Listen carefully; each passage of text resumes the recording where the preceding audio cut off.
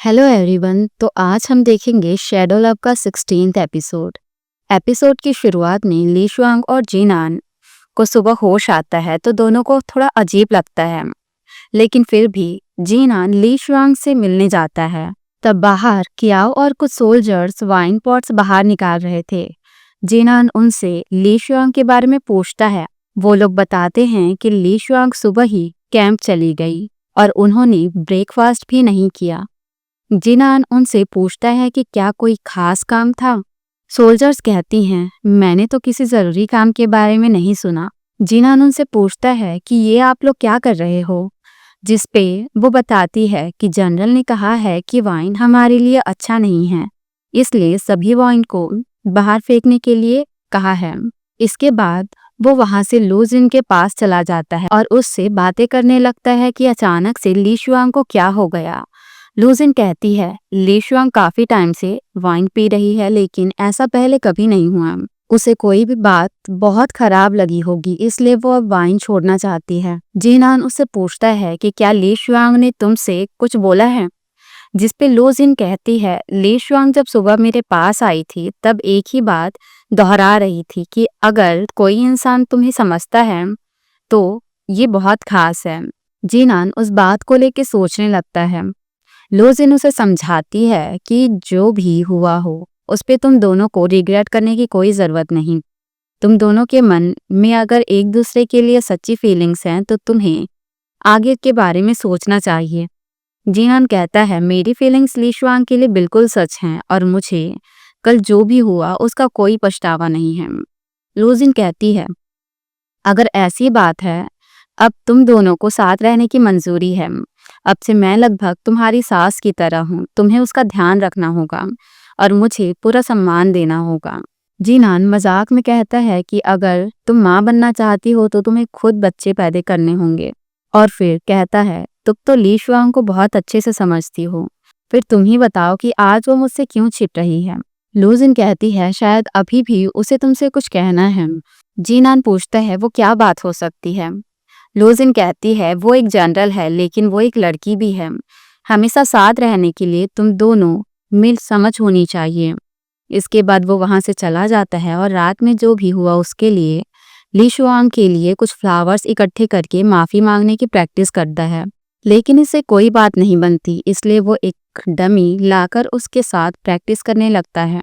वो डमी से कहता है मैं ऐसा इंसान हूँ जिसका कोई अतीत नहीं था और ना ही किसी से कोई अटैचमेंट था, बट फॉर्चुनेटली मुझे स्वर्ग का आशीर्वाद मिला और मैं तुमसे मिला।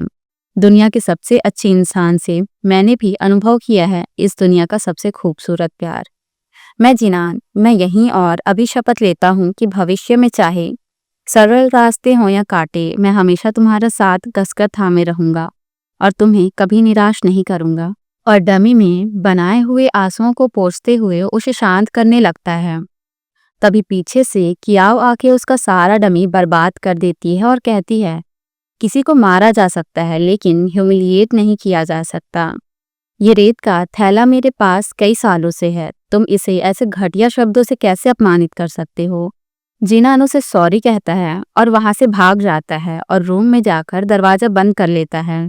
उसके जाने के बाद कियाओ रेत के थैले से माफी मांगती है। इसके बाद अगली सीन में जिंगयान पैलेस को दिखाया जाता है जहां मजेस्टी को एक आदमी आकर बताता है कि सच्चे उत्तराधिकारी के रूप में बलिदान में क्राउन प्रिंस आपका स्थान लेंगे। तब आप इमॉर्टल पद हासिल करेंगे और इंटरनल लाइफ जी पाएंगे। मजेस्टी पूछता है कि सैक्रिफाइस के लिए सबसे अच्छी जगह कौन सी है। वो आदमी लुचेंग का नाम लेता है। इसके बाद मजेस्टी बाहर से आके मुयुंग और सु मुयुंग से मिलता है और सु मुयुंग को लुचेंग जाने के लिए कहता है। इसके बाद सु मुयुंग अपने रूम में होता है, तब एक लड़की उसके रूम में आती है। सैनिक उसे रोकता है लेकिन वो फिर भी अंदर चली जाती है और सु मुयुंग को लुचेंग जाने से रोकती है और कहती है जब ली फैमिली मुसीबत में होता है आप हमेशा सबसे पहले उनकी मदद के लिए दौड़ पड़ते हैं। आप ली शुआंग को पसंद करते हैं और इस बार भी आप उसी से मिलने जा रहे हैं। सु मुयुंग कहता है ये पिताजी का आदेश है, मुझे परवाह नहीं कि कोई क्या सोचता है। वो लड़की कहती है मैं प्राइम मिनिस्टर की बेटी हूँ और आपकी असली राजकुमारी हूँ और तुम्हारी वाइफ ही हूँ, इसलिए तुम्हें मेरी सारी बात माननी पड़ेगी। मैं नहीं चाहती कि तुम मेरे अलावा किसी और को पसंद करो। सुमोयोंग कहता है, तो तुम्हारा मतलब है क्या मुझे शाही आदेश नहीं मानना चाहिए? यह सफर लंबा और कठिन है, मुझसे इससे कोई प्रॉब्लम नहीं है, लेकिन अगर मेरे नहीं जाने से मजेस्टी नाराज हो गए, उनकी नजरों में मेरी इज्जत नहीं रहेगी। तुम ही बताओ, क्या ज्यादा जरूरी है, तुम या जी फैमिली का सम्मान? क्राउन प्रिंसेस कहती है, तुम ये सब कहकर मुझे बहका रहे हो। सोमोयुंग कहता है, मैं ऐसा कैसे कर सकता हूँ? तुम अपने परिवार की इकलौती बेटी हो। भले ही मजेस्ट्री हमें सजा दें, तुम्हारे फादर जरूर तुम्हारा साथ देंगे। वो उसे समझाता है और सोल्जर से उसे वापस ले जाने के लिए कहता है। अगले सीन में सोमोली को दिखाया जाता है जहां वो मछलियों को दाना डाल रहा था। तब उसके सोल्जर्स उसके पास आकर मजेस्टी का सारा प्लान बता देता है। इसके बाद प्राइम मिनिस्टर के मैंशन को दिखाया जाता है जहां क्राउन प्रिंसेस रूम में सब तहस नहस कर रही थी। तब वहां जनरल आता है और उसे देखकर क्राउन प्रिंसेस कहती है, तुम्हारी हिम्मत कैसे हुई उससे मिलने जाने की? जनरल उसे समझाता है कि वो एक खास मिशन के लिए लुचेंग जा रहा है और पूछता है, क्या तुम उससे अलग होने को तैयार नहीं हो? क्राउन प्रिंसेस कहती है, बिल्कुल भी नहीं। सब जानते हैं उसका ली शुआंग के साथ एक खास रिश्ता है। वो हमेशा ये दिखाता है कि उसे मेरी कोई इज्जत नहीं है। राजकुमारी होने के नाते मैं सिर्फ एक हंसी का पात्र बन जाती हूँ। जनरल उस पे चिल्लाता है कि तुम इतने आगे का क्यों सोच रही हो? क्राउन प्रिंसेस कहती है, मैं आपकी बेटी हूँ, आप किसी बाहरी व्यक्ति का साइड कैसे ले सकते हैं? जनरल उसे समझाता है कि प्रिंस ली शक्तिशाली हो गए हैं और लगभग आधे न्यायालय अधिकारी उनका समर्थन कर रहे हैं। ली जांगी का दुर्व्यवहार कोई बड़ी बात नहीं होनी चाहिए थी, लेकिन मजेस्टी ने न केवल उसे कड़ी सजा दी, उन्होंने प्रिंस को सेना की आपूर्ति के लिए लुचेंग भी भेजा। इसका मतलब क्या तुम जानती हो कि किसी भी रॉयल फैमिली में सम्राट पहले शासक होता है और उसके बाद ही पिता? राजकुमार ली की शक्ति बहुत ज्यादा है और यह मजेस्टी के लिए ठीक नहीं है। क्राउन प्रिंसेस कहती है, क्या आप कह रहे हैं कि मजेस्टी सोमोयोंग को प्रमोट करना चाहते हैं?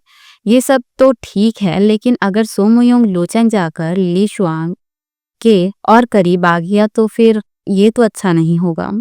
जनरल कहता है, ऐसा कुछ नहीं होगा। तुम दोनों पति पत्नी हो और आगे साथ रहना है तो तुम्हें उसके साथ अच्छे से बर्ताव करना चाहिए। और जो महिलाएं पहले से शादीशुदा हैं उन्हें हर वक्त अपने मायके लौटने की जरूरत नहीं होती।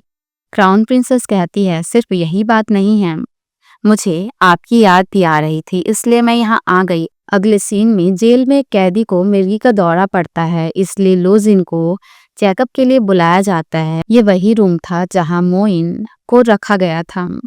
लोजिन उसका इलाज करके उसे होश में लाती है। ये सब मोइन देख रहा था।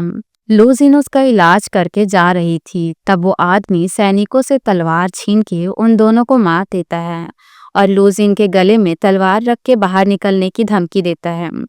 तब मोइन उसे समझाने की कोशिश करता है, अगर वो नहीं होती तो तुम जिंदा नहीं होते। लेकिन फिर भी वो आदमी उसे मारने वाला होता है, इसलिए मोइन उसे अपने मैजिक से दूर हटा देता है और तभी ली शुआंग आके उस आदमी को मार देती है। ये देख के लोजिन डर जाती है। ली शुआंग आके लोजिन को उठाती है और मोइन का थैंक्स करती है। तब मोइन अपना आइडेंटिटी कार्ड दिखाता है। ली शुआंग उसे पूछती है कि ये उसने पहले क्यों नहीं दिखाया। इस पे मोइन कहता है, क्योंकि मैं यहाँ कुछ दिन रहना चाहता था। इसके बाद उसे जेल से छोड़ दिया जाता है और दोनों अपने रूम में चले जाते हैं।